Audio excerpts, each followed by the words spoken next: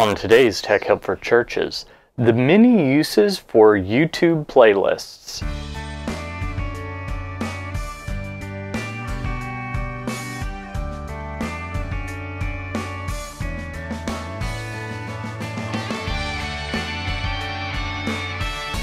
Hi, and welcome again to another episode of Tech Help for Churches. This is the show where every week I tell you all about using the internet, new media, social media, etc. in your church.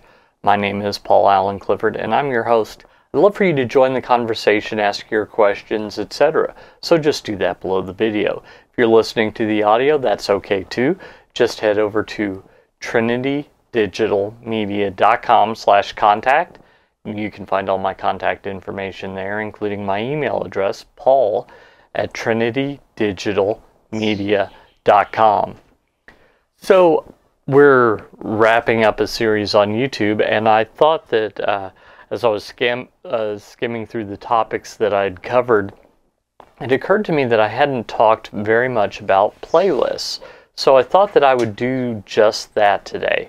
So one thing about playlists is a lot of people don't use them at all, but they're a great way to organize your media. So that's exactly what I want to suggest that you do with YouTube playlists, is organize all the videos that your church creates. Because when you think about it, bare minimum, if you're recording services every week, you're gonna get 52 in a week, in a year rather. So if you have 52 songs, 52 videos every year, after 5 years, that's going to be 260. So you can see after 10, that's going to be 520. That could get a little ungainly. And if you're only naming them, the week, the date, not useful whatsoever. So what I want to suggest to you is there are some better ways to organize these YouTube playlists. So first off, one way to do this is by organizing by events. So think about your Easter egg hunt, think about youth camp, baptisms, things that people might want to go back and revisit, or they might say, oh yeah, a year ago my kid was baptized, or last week I was baptized. If you had a baptism playlist, that would be fairly easy to find.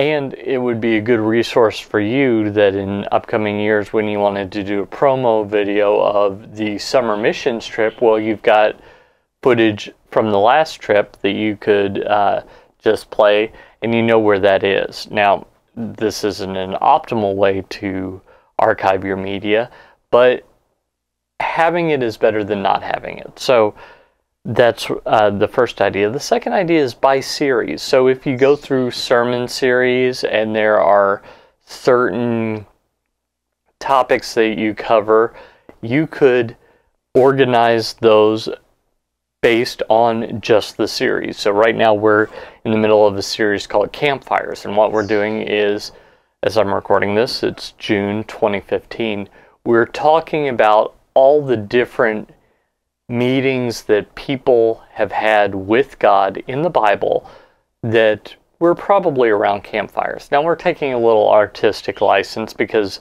the Bible doesn't necessarily say that Abram was sitting around a campfire when he heard God, but there's a good chance he was. So this is all these little incidents of people being around a campfire when they're interacting with God. So that could be a playlist in and of itself. It's already chronological, it's already topical, so it makes it nice and easy to find. So if I wanted to go back, say, 5 years to Epic the Man series that my church put on, then I can go, oh, well, it's in this playlist. So that's really a good way to do that as well.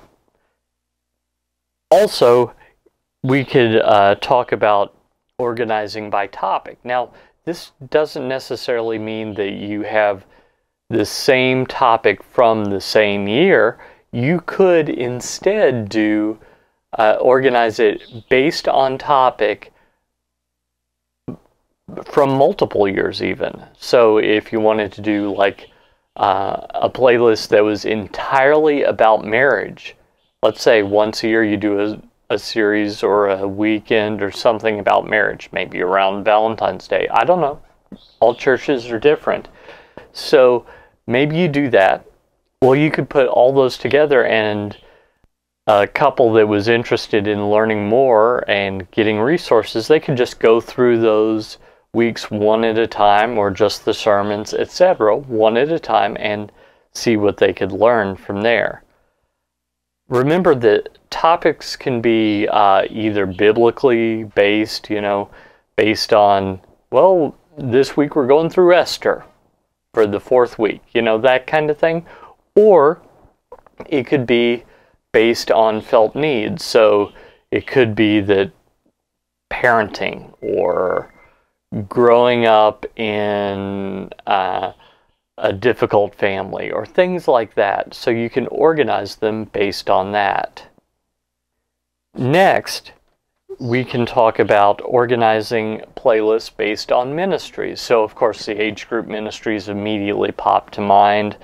Kids, teens, men, or you could do something like outreach. If you have a missions ministry in your church, a ministry that helps people with their financial needs, etc., you could organize videos based on that, and just make sure you send someone out to take video whenever there's an event or whenever there's a ministry doing that, so that you can highlight it for the church.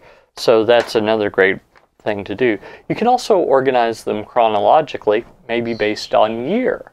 So you could have all your weekend services from this year, and then all the weekend services from previous years, and then all the weekend services, just organized that way so that if someone says, oh man, it seems like it was 2 years ago, they have a possibility of 52 videos to go through instead of 520, 1040. I mean, I don't know how old your church is, but if we keep adding videos, eventually it's going to get really large if you do them even just one a week. Next, you can talk about classes. So probably at your church, there are at least some classes that you do from time to time. Why not videotape those, shoot them, record them, and edit them down to something nice and put them on YouTube? Now, keep in mind that a playlist doesn't have to be a public playlist. It could be a private playlist, or it could be an unlisted playlist. So you can use that depending on the class. Maybe it's a new members class that you want, instead of every 3 months putting on the exact same class, you could send people a YouTube link with your new members class as an example, and they could watch that in their spare time instead of having to be there exactly at the time that you're teaching it.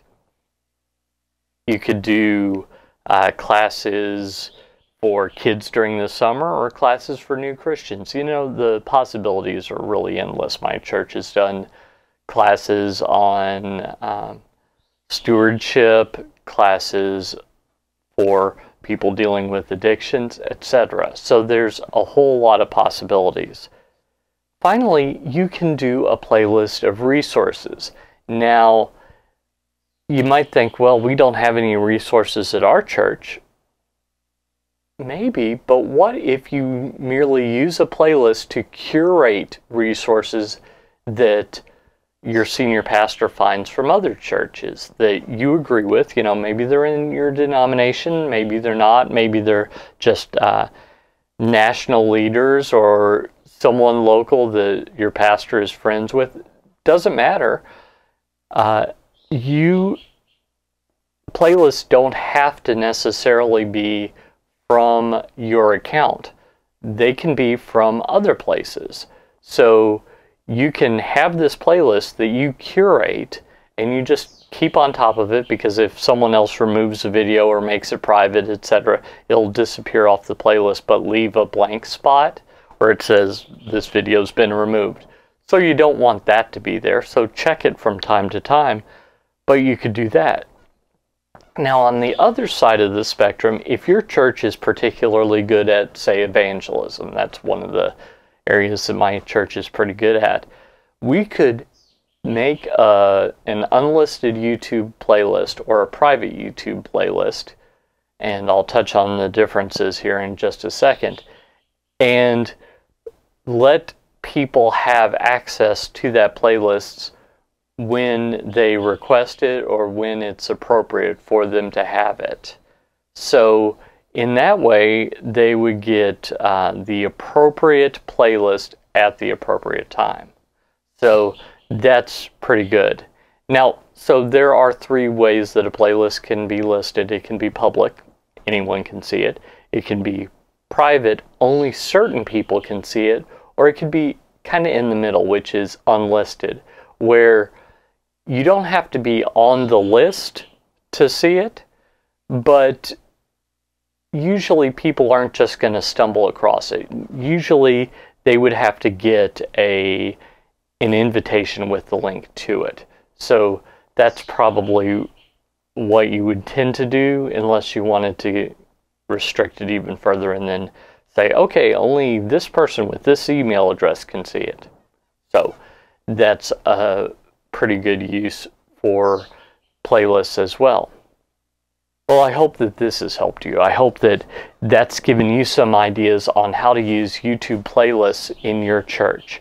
If you like this content, I bet you'd like my newsletter. So head on over to trinitydigitalmedia.com/gifts, GIFTS, and there I have some church tech gifts for you, along with a subscription to my email newsletter, which includes more tips and tricks. In fact, I'm going to write one here in just a second. And more about what's happening around trinitydigitalmedia.com. And if you like this content, I'd also bet that you'd like the resources that I've created just for you in mind at my store. That's located at trinitydigitalmedia.com/store.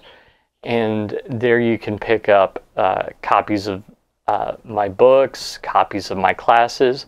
Really, the point of all of them is to deepen your relationship with Christ, or to help you get better at doing tech ministry. And the reason I want you to get better is because I want you to have more time to spend with your family and doing other things. And I just want people not to be distracted by mistakes, because we all make them. So, as they say, experience is the best teacher, but it doesn't have to be your experience. Learn from my experience, and we'll make it so that I'm the only one who has to be embarrassed by my mistakes. You don't have to be embarrassed by yours. Until next time, go out and change eternity. This is Paul Allen Clifford with TrinityDigitalMedia.com.